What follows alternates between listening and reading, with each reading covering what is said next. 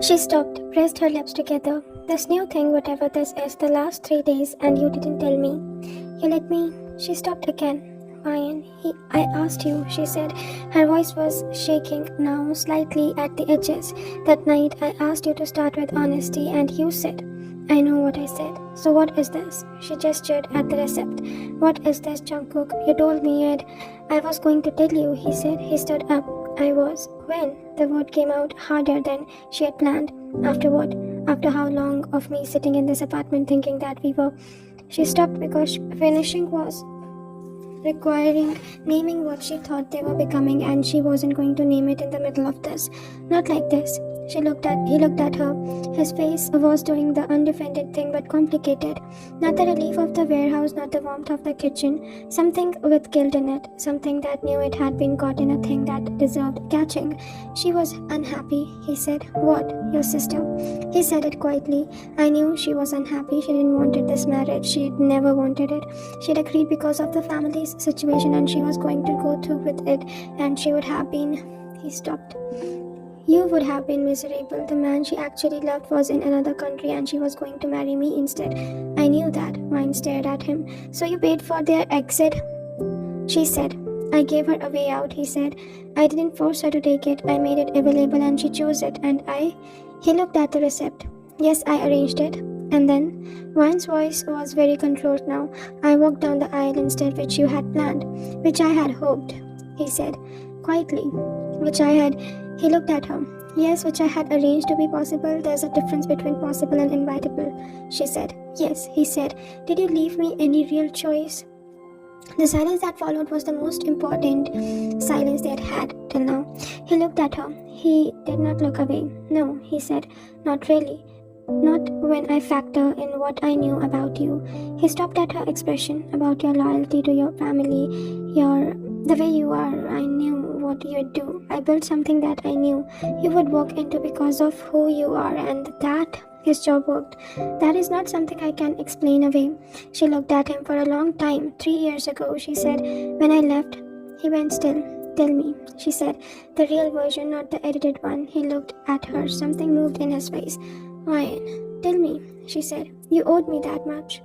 You owe me the actual truth, because right now I'm standing here holding a receipt that tells me you engineered my life from a distance for 3 years, and I needed to understand that. Wow. Her voice fractured. And that too just slightly. I need to understand whether any of this was ever... She stopped. Real. He said. The word dropped into the room. She looked at him. Tell me, she said. He came around the desk. He didn't touch her. He stood in front of her, but not closing the distance, as though he understood that the distance right now was something she needed to be able to control. 3 years ago, he said, when you left. He looked at the wall, then back at her. I came home and you were gone. Your things were mostly there. You didn't take much. And there was no note, no message, nothing. His voice was even. She could hear what the evenness was costing. I called. You didn't answer. I went to your apartment. You had already had someone pack a bag. I tried. He stopped. For 2 weeks I tried to reach you, then your number changed. She remembered 2 weeks from her side. The phone that she had not answered had finally stopped carrying. The decision made in a moment of fear and extended into a wall. I thought. He stopped. Tried again. I thought you had decided it was too much, that I was too much. Whatever I was, the way I felt about you, the way I... He looked away. I held on too tight. I knew that. I could feel you pulling back in the last month, and I couldn't. His jaw moved. I didn't know how to lose. I didn't know how to be what you needed, and I knew I was failing at it, and instead of talking to you about it, I held tighter. She said, why did you leave? He asked. She looked at him. This was the other side of the wall. This was what she had not said in 3 years, what she had carried instead, what had snapped and shaped the decision. I was scared, she said. He waited. Of course. Of how much you were to me. She stopped and tried again. Of what it was becoming, what I felt. It was very large, and I was 22 and I didn't. She pressed her hand to her sternum. An unconscious gesture. You felt things very intensely. You loved things very intensely. I could feel it all the time. The weight of how much you... She stopped, and I was afraid that if I stayed inside that... She struggled with the words. I would lose myself in it. I would become a thing defined by being loved by you, and I would stop being... She stopped. Yourself? He said. I was 22, she said. I don't have language for it. She looked at her hands. I ran because I was too frightened to say any of that to you, and I asked you to find a way to love me that left room for me. The room was very quiet. He was looking at her with an expression she had no previous experience of seeing on a human face. He said, I would have done anything you asked. I know that now, she said. You should have told me then. I know, she said. I know I was 22 and I was afraid. Then I made a wrong call, and then I made 100 smaller wrong calls to maintain the first one, and 3 years happened. She looked at him, and then I walked down an aisle. You built and married a man who was planning to punish me for it.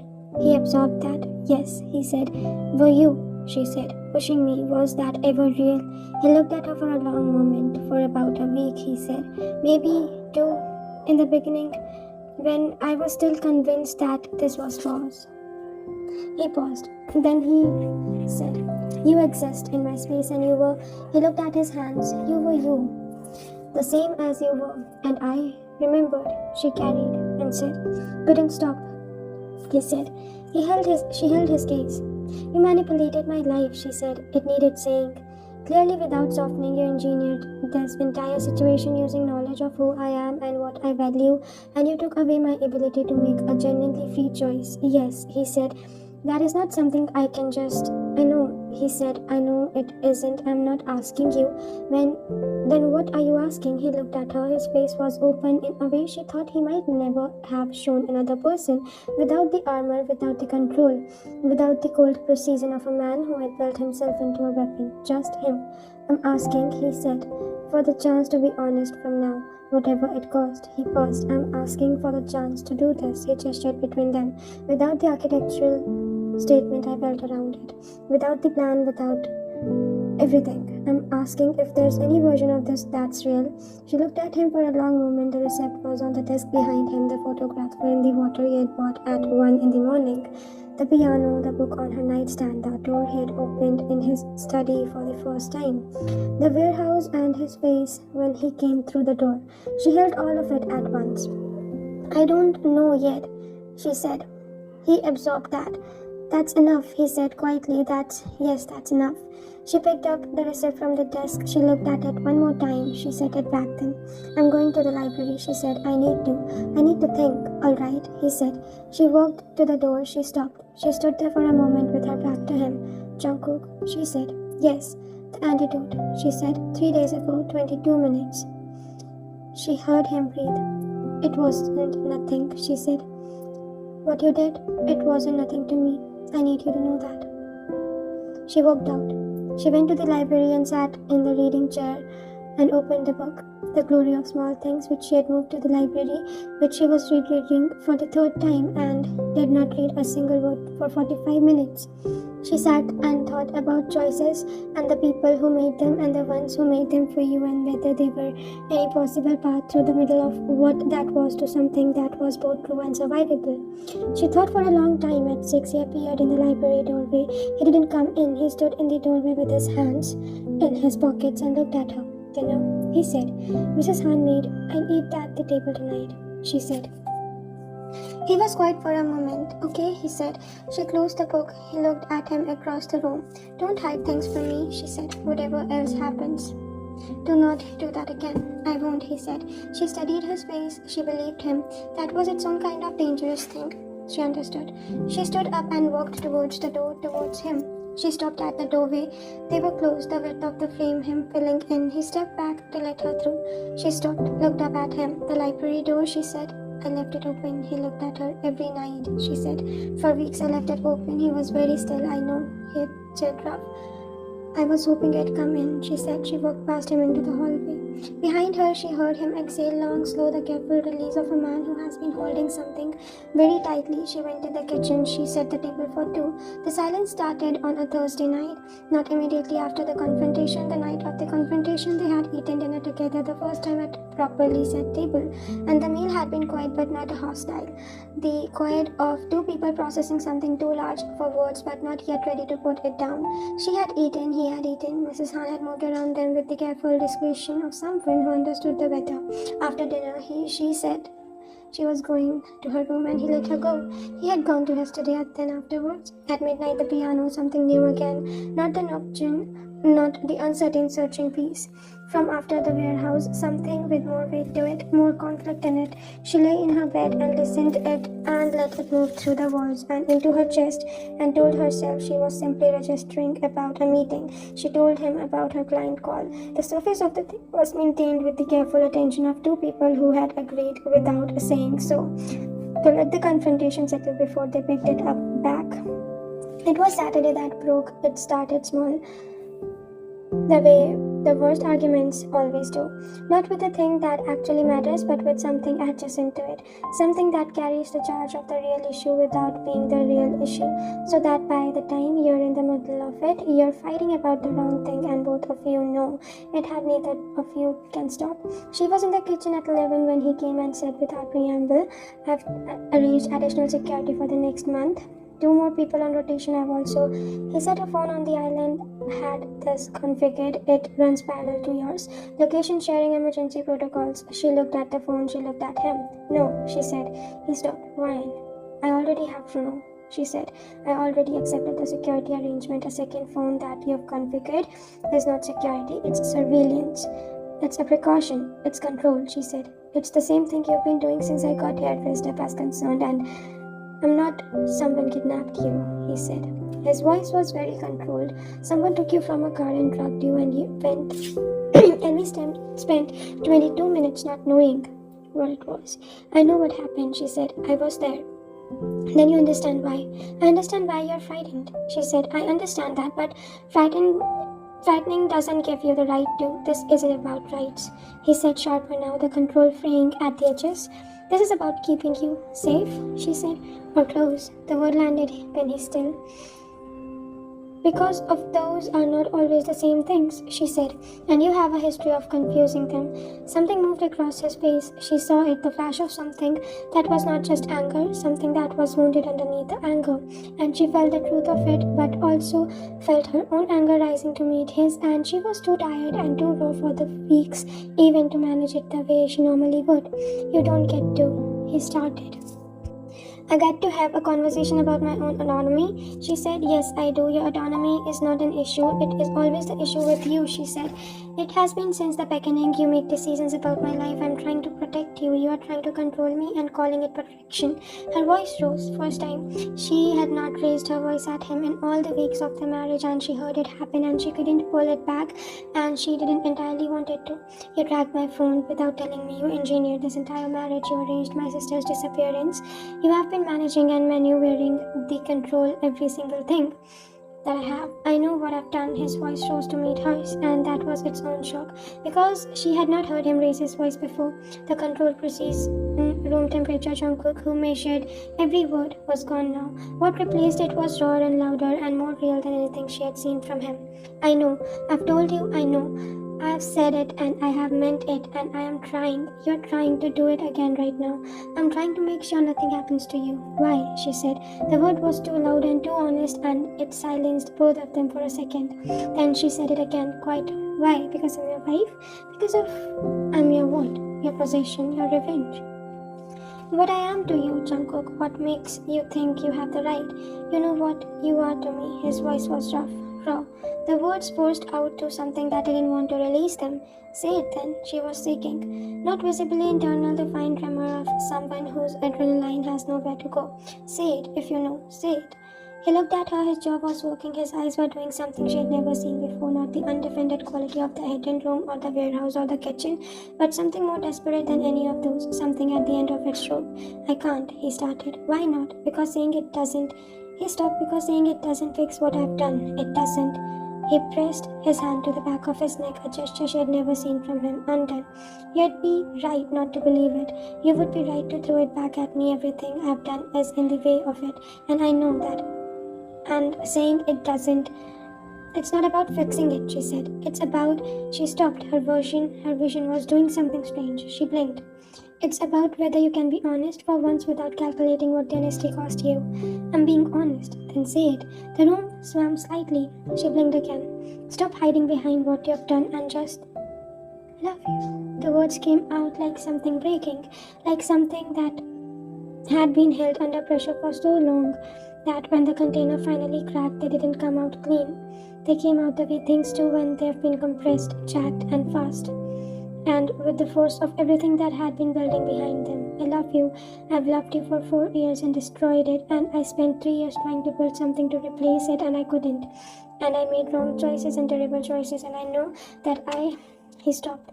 He was breathing harder than usual. His hand was not steady. I love you. That's what you are to me. That's the only thing I haven't been able to control for 4 years, and He stopped because he was sliding. She didn't feel it happening the way you'd expect. There was no dramatic warning, no darkening of the edges of her vision, no cinematic slow motion. One moment she was standing at the kitchen island, shaking with the force of the argument and 4 weeks accumulated stress and the aftermath of the drug and the warehouse and the confrontation and all of it. And then her legs simply stopped supporting her. She went down, not violently, her body folded, knees first then sideways, and she had just enough time to put her hand out before her shoulder hit the kitchen floor. Ryan, he was beside her before she had fully registered the floor. She heard the sound of his knees hitting tile, and then it's his hands, both of them on her face, her shoulder, checking the same checking he had done in the warehouse, but with a quality of panic in it that the warehouse hadn't had. Ryan, his voice. Not control, not level. Look at me. Open your eyes and look at me. She opened her eyes. The ceiling was face over hers. The kitchen lights behind his head, his expression, she catalogued it even now, lying on the floor. The researcher's instinct that didn't stop ever, when she was horizontal, was completely undone. Every wall, every layer of the armor gone, just him, terrified, his hands on her face. She started. Don't move, he said. Don't. He was already reaching for his phone, one hand still on her face like couldn't make himself move it. I'm calling. I didn't pass out, she said. Her voice was slightly distant sounding. I didn't lose consciousness. My legs just... You went down, he said. I know. You hit the floor. I know, Jungkook. She put her hand over the one he had on her face. I'm here. I'm conscious. I think I just... She exhaled slowly. I think I stood up too fast, and then the argument. I haven't been sleeping, and the drug, he said. His voice was barely controlled. 3 days ago, the after effects... The doctor said it was fully cleared. Doctors say things. I'm okay.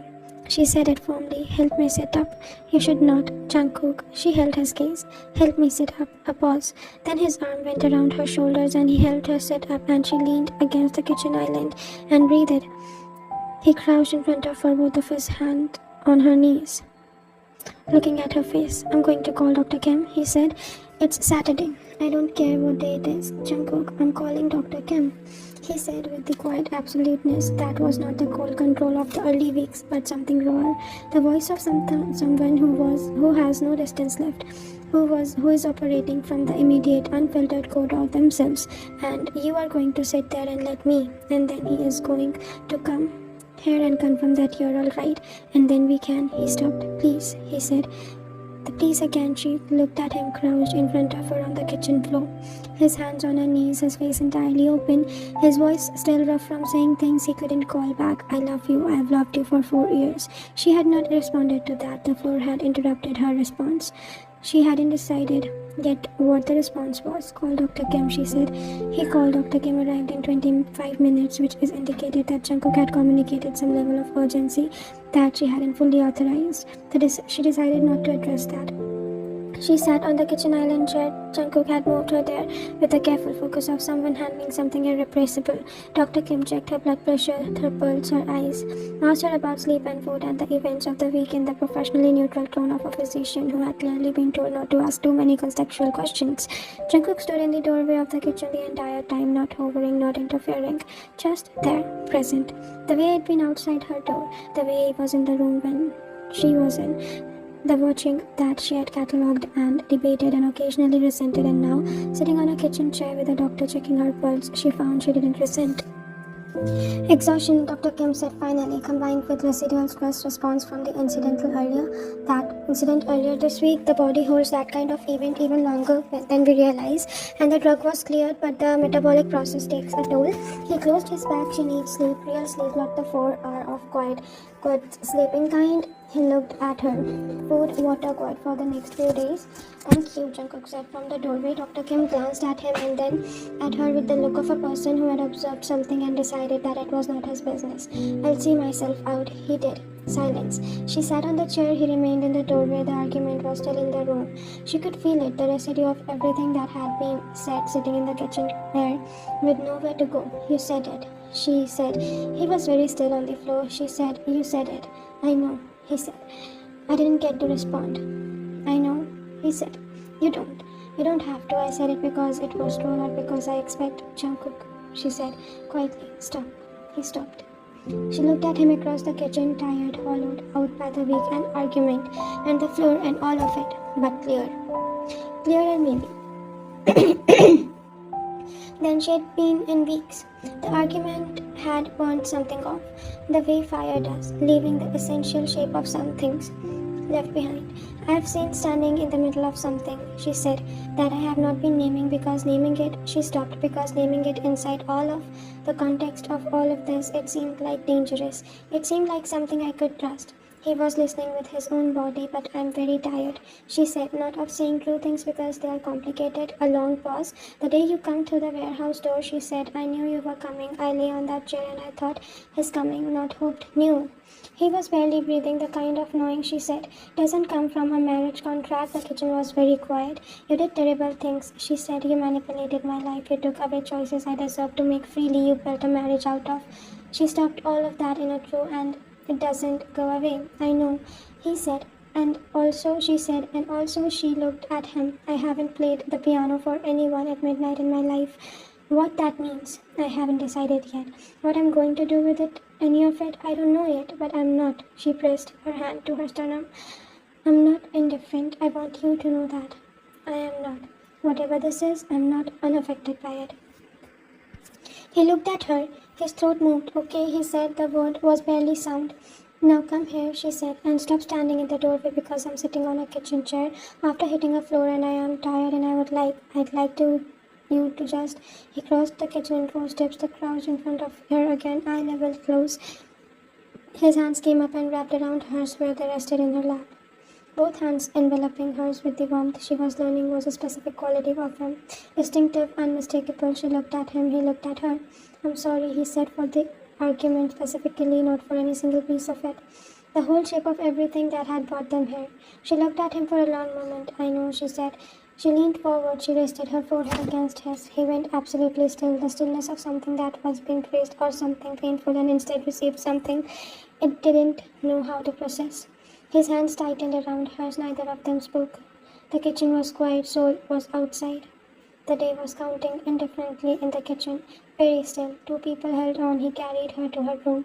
She could have walked. He ignored her with a completeness that she decided, in her exhaustion state, was not worth arguing about. His arms were certain and his grip was careful, and she was so tired that after approximately 30 seconds of planning to protest, she gave it up and let her head rest against his shoulder. He carried her down the hallway and into her room and set her on the bed with the focused care of someone doing the most important thing they had ever done. He pulled the duvet over her. He stood. She looked up at him. Stay, she said. It came out before she had finished deciding to say it. She felt the surprise of it herself. He looked at her. Not. She started. Terrifying, I know, he said quietly. He pulled the chair from the vanity to the side of the bed and sat in it. Leaned his elbow on his knees. Looked at her. Sleep, he said. You're going to sit in a chair? I'm fine, Jungkook. I'm fine, he said. The quality in his voice settled it. Not stubborn, not controlling, just a man who needed to be in the room and was going to be, and wasn't going to make her convince him. She looked at him for a moment. She closed her eyes. She was asleep in 4 minutes.